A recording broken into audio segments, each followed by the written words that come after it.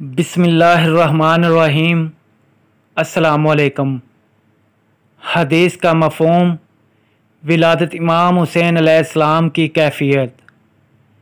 اے ماہ شب چار دہم نور فشاں ہو، ہاں اے فلک پیر نئے سرے سے جواں ہو، اے روشنی صبح و شب عید عیاں ہو، اے ظلمت غم دیدہ تو علم سے نیا ہو۔ شادی ولادت کی ید اللہ کے گھر میں، خورشید اترتا ہے شہنشاہ کے گھر میں۔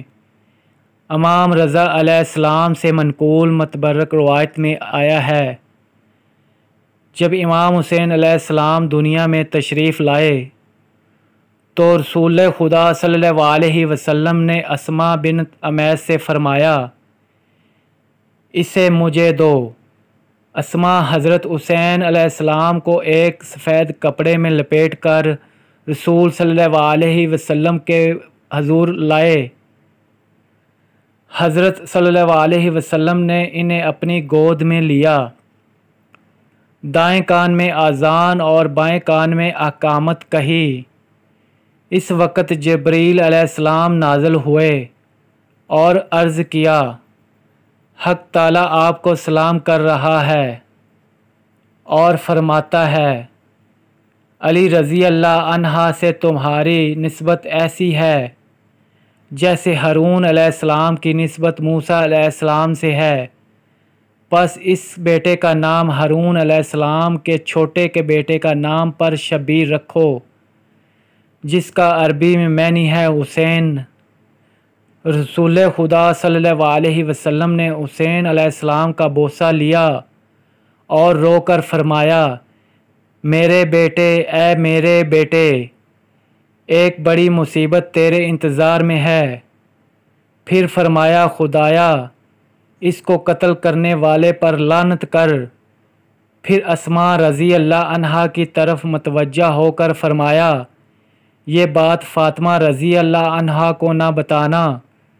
جب 7واں دن ہوا تو حضرت علیہ السلام اسماء رضی اللہ عنہا سے فرمایا، میرے بیٹے کو لاؤ۔ اسماء رضی اللہ عنہا حسین علیہ السلام کو حضرت صلی اللہ علیہ وسلم کے پاس لائے تو رسول اکرم صلی اللہ علیہ وسلم نے سیاہ اور سفید گوسفندوں سے ان کا عقیقہ کیا اور گوسفند کی ایک ران دایا کو دی۔ پھر حضرت امام حسین علیہ السلام کے سر کے بال تراشے گئے اور ان کے سر کے بالوں کے وزن کے برابر چاندی صدقہ دی گئی۔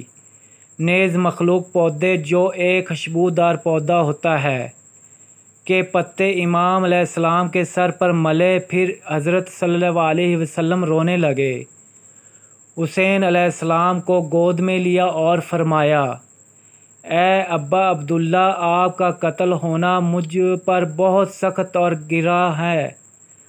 اسماء رضی اللہ عنہا نے عرض کیا، میرے والدین آپ صلی اللہ علیہ وسلم پر قربان ہوں، یہ کیسی بات ہے کہ پہلے دن بھی کہی اور آج آپ پھر اس کی تکرار فرما رہے ہیں۔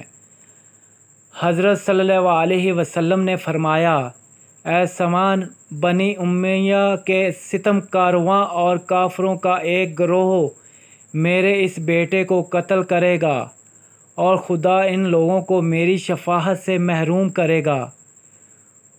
اس کو وہ شخص قتل کرے گا جو میرے دین میں رخصا ڈالے گا اور خدا کا منکر ہوگا۔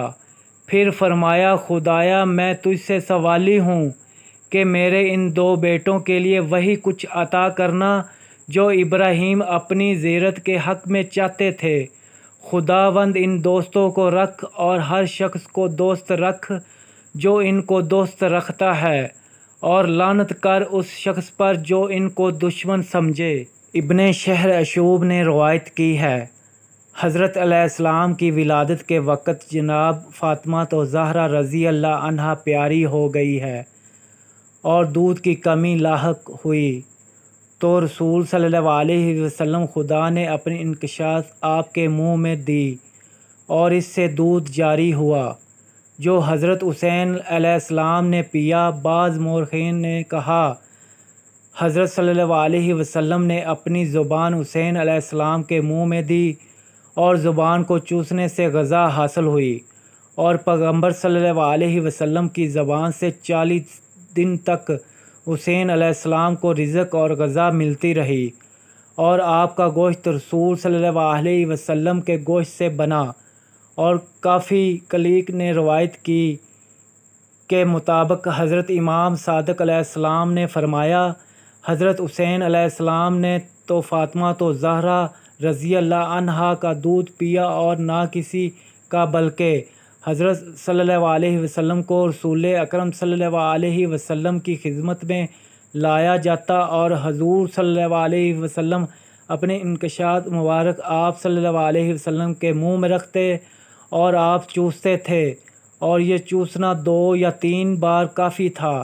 اس کے طریقے سے حضرت حسین علیہ السلام کا خون اور گوشت بنتا رہا، اور کوئی بچہ حضرت عیسیٰ علیہ السلام حضرت حسین علیہ السلام کے علاوہ ایسا نہیں جو 6 ماہ کا پیدا ہو اور زندہ رہا ہو۔ اگر آپ کو ویڈیو اچھی لگی ہو تو پلیز سبسکرائب کریں تاکہ نئی آنے والی ویڈیو کا نوٹیفیکیشن آپ کو ملتا رہے۔ جزاک اللہ۔